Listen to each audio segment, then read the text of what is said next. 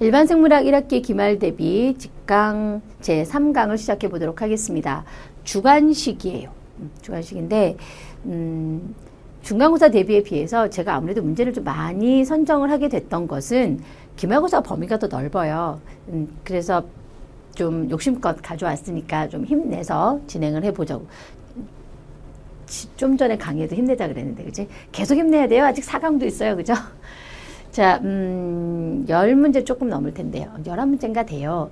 1번은요, 박테리아에서 세포에서 다른 세포로 그랬는데, 비교 대상을 알고 있으면 좋아요. 원래 세포는 자손세포로 유전물질을 전달하는 것이, 일반적인 현상이죠. 유전물질이란 게 원래 그런 거 아니에요? 자손세포한테 넘겨주는 거. 그게 유전물질이란 말이에요.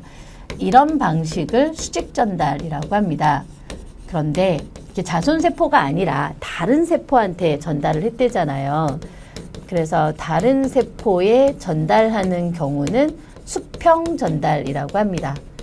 그런데 이렇게 수평 전달을 해서 근데 같은 종끼리 하거든요. 그래서 같은 종에서 서로 다른 대립 유전자를 받게 되면 원래 세균은 1배체예요. 2배체가 아니잖아요. 근데 1배체인데 다른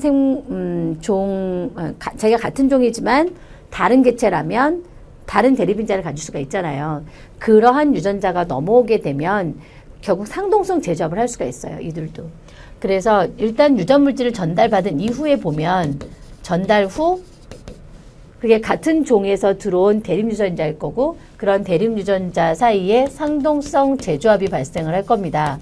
결국 이 상동성 재조합으로 세균의 유전자 재조합이 발생을 하게 되는 거죠. 우리는 유전자 재조합을 위해서 유성생식을 하게 되는데 어떤 면에서는 가장 하등한 형태의 유성생식이라고 볼 수도 있어요. 수평전달이. 그래서 유전자 재조합이 발생을 하게 되는 거, 즉 세균의 유전물질이 바뀔 수도 있다라는 거예요. 예, 그거를 지금 수평전달이라고 하고 이런 수평전달을 세 가지로 쓰라고 합니다. 그럼 그 세 가지 말이 잘 들어가야 되겠죠? 그 세 가지는 conjugation, transduction, transformation 세 가지가 있는데요. 보통 transformation을 먼저 쓰죠. 자, transformation, 형질 전환부터 살펴보자면 자, 이런 거 쓸 때 주관식은 맨 앞에 자, 세 가지를 써. 그러면 세 가지가 있다는 걸 먼저 언급해 주시는 게 좋아요. 그래야지만 선생님도 안심하고 그 내용을 읽거나 조금 띄엄띄엄 읽어요. 왜냐면 아는구나 세 개를 이렇게 생각을 하기 때문에. 그런데 그냥 무턱대고 처음 시작부터 첫째는 형질 전환, 둘째는 이렇게 가면 이제 찾아서 읽으셔야 되잖아요. 이제 그러면 좀 불편하시다는 거지. 글이라는 걸 쓰는 거는요, 읽는 사람을 늘 고려하셔야 돼요.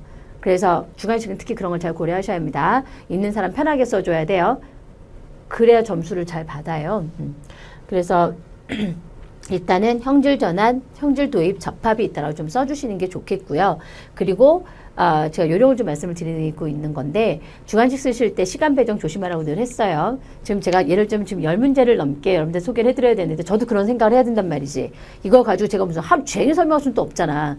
1시간 정도를 가지고 소개를 한다라고 했을 때 한 5분에서 한 7분 정도? 그래도 70분이다. 6분 정도를 좀 요약해서 전달을 해드려야지 이렇게 생각을 해야 되잖아요. 그럼 계획적으로 여러분들한테 강의를 해야 되듯이 여러분들도 마찬가지예요. 그래서 형질 전환, 형질 도입, 접합에 대해서 일단 제목을 먼저 써주시는 게 좋고요. 형질 전환은 특정 매개자가 없어요. 매개자 없이 세균이 한 세균이 이제 터져 죽으면 그 death죠. cell death. 세균이 터져 죽으면 그 세균의 조각 일부가 그러니까 사멸된 세균의 유전자 조각 일부가 전달되는 거예요. 이렇게 이제 정의를 얘기하거나 특징을 얘기하는 게 좋아요. 그러한 정의나 특징은 서로 비교되면 더 좋고요. 하나만 더 써볼게요. 그 두 번째가 transduction이라고 하는 형질 도입인데요. transduction은 바이러스가 매개가 되는 거죠. 그래서 파지에 의해 파지가 이전 숙주에 들어가 있다가 그 숙주를 죽이고 나올 때 그 이전 숙주 DNA 일부를 전달하게 돼요. 그래서 그걸 받은 세균이 그 세균이 또 이 파지에서 죽음을 당하면 유전물질을 받는 게 의미가 없고요. 이 파즈가 들어갔다 나올 때 이제 가지고 나왔단 말이야. 그런데 그 파즈에 대해서는 세균이 저항기전이 있어요. 그래서 이번에 싸워서 이겼어. 그리고 유전물질만 남은 거야. 이게 이제 일종의 승자의 어떤 획득물 같은 거지. 그래서 유전자를 섞을 기회가 생긴 거죠. 그래서 파지에 의해서 매개가, 이게 포인트예요. 이런 특징을 쓰시는 게 좋겠고요. 가끔 그림 그려도 되냐고 하신다면 그림 그려도 되는 건 아실 거고요. 그죠? 이렇게 비교해서 보면 특징을 쓰는 게 매우 중요하구나라는 걸 아실 거고, 예제를 써도 좋아요.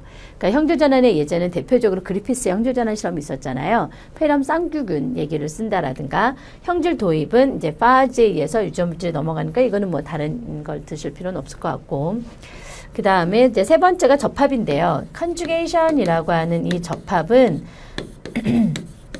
좀 다른 거랑 달리 몇 가지 전제 조건이 꼭 들어가야 돼요. 꼭 들어갈 말이 있어요.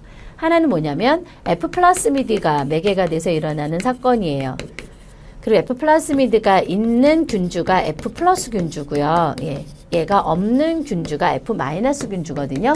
그래서 반드시 F 플러스 균주와 F 마이너스 균주 사이에 발생을 해야 돼요. 그러니까 뿔뿔, 마이너는 안 되는 거예요. 그게 첫 번째 포인트고요. 두 번째, 유전물질이 넘어갈 때 방향성이 있어요.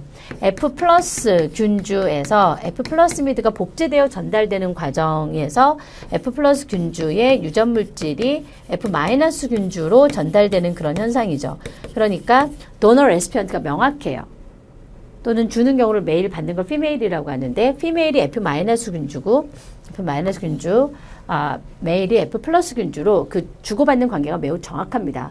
그거를 잘 쓰셔야 되고, 그리고 F 플러스 균주가 사실 유형이 좀 다양하게 있죠. 그 중에서 여러분들이 배운 거는 일반 생물학에서 강조하는 건 대부분 HFR 균주라 해서 고빈도 제조합 균주가 있어요. 그걸 마무리해 주는 게 좋겠죠. F 플라스미드가 이렇게 따로 있으면 그냥 F 플라스미드만 복제돼서 넘어가면 되는데요. 여기 지워서 써야 되겠어요. 네. HFR 균주는 F 플러스 균주의 약간 변형인데요. F 플라스미드가 숙주 DNA에 삽입된 경우에요. 예, 삽입된 형태. 그걸 뭐라 그래? HFR 균주라 그래요.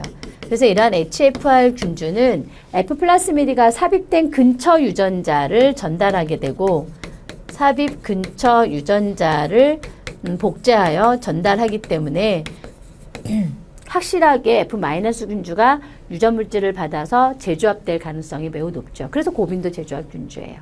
이걸 꼭 빼놓지 말고 쓰셔야 되겠죠? 자, 이런 세 가지 정도 살펴봤습니다. 일단 이런 정도는 핵심으로 꼭 들어가야 된다는 얘기예요. 그 다음부터 눈치 보고 시간 보고 좀씩 더 넣어야 되겠죠? 자, 두 번째. 암 생성 원인은 아직 밝혀지지 않았지만 교과서에서 제시한 것만 한번 해보세요 라는 얘기인데, 이 유전자 발현 조절 파트에 가보면 암과 발생이 나와 있어요. 그러니까 암이라고 하는 것과 발생은 유전자 발현 조절이 잘못돼서 발생하는 사건이다 라는 얘기죠.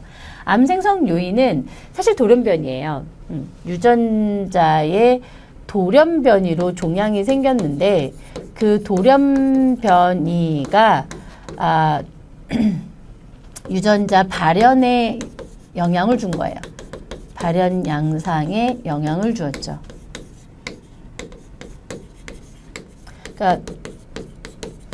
그래서 돌연변이가 크게 두 가지 타입이 나타나게 되는데, 하나는 기능상실.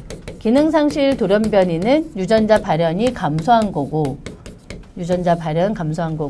기능 획득이라 그래서 과다 발현, 과다 활성 이런 경우에는 기능이 증가하는 거잖아요. 그래서 두 가지의 돌연변이 양상을 다 볼 수 있고요. 그런 돌연변이 대상은 크게 두 가지가 있습니다. 프로토온코진, 앞에 우리 문제 풀다가도 나왔습니다.